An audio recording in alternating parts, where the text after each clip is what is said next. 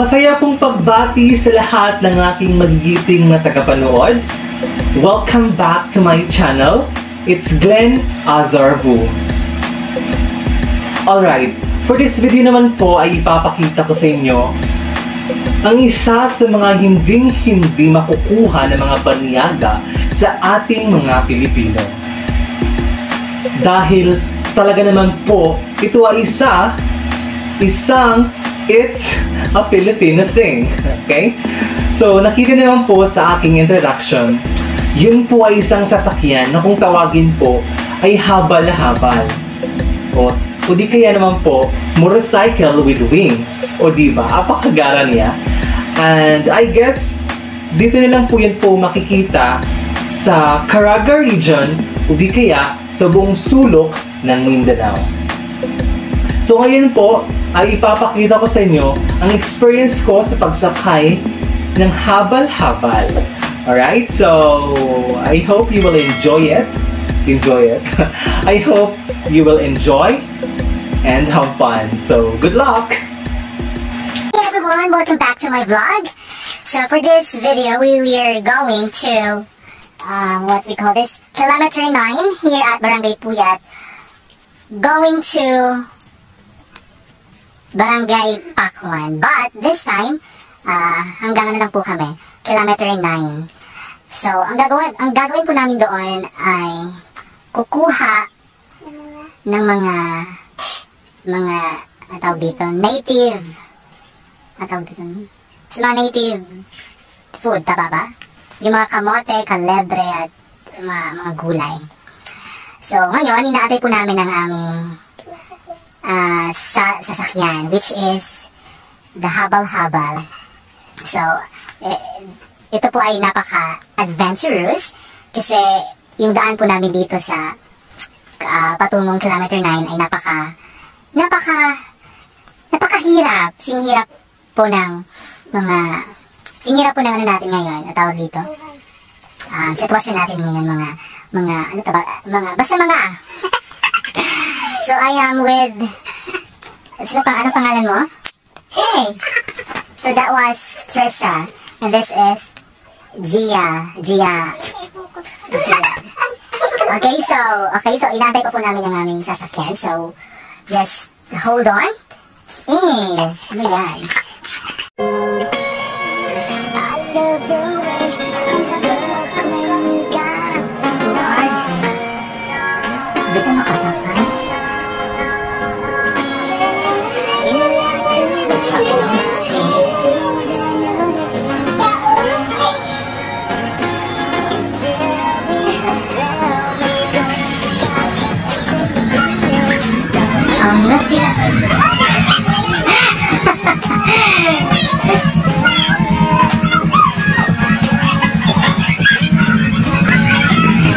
Hello, Mazay, Dan.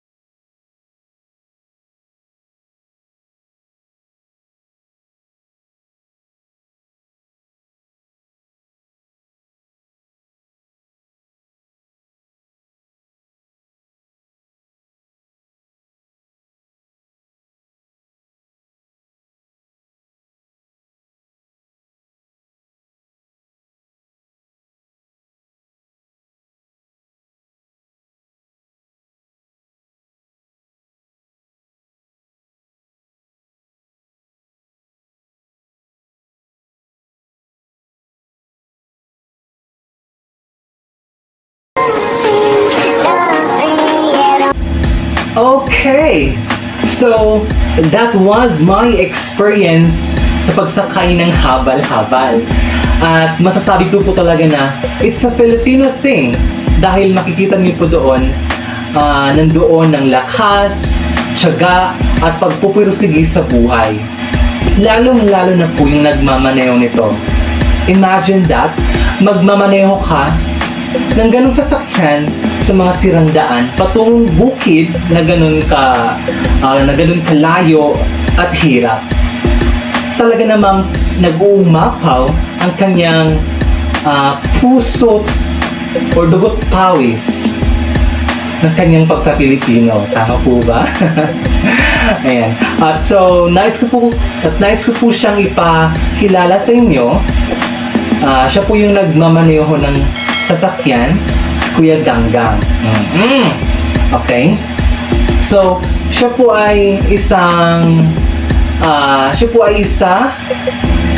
miyembro ng mga katutubo nating mga manubo or IPs na ginawang hanap buhay na po yung pagtatrabaho sa bukid. Ayan.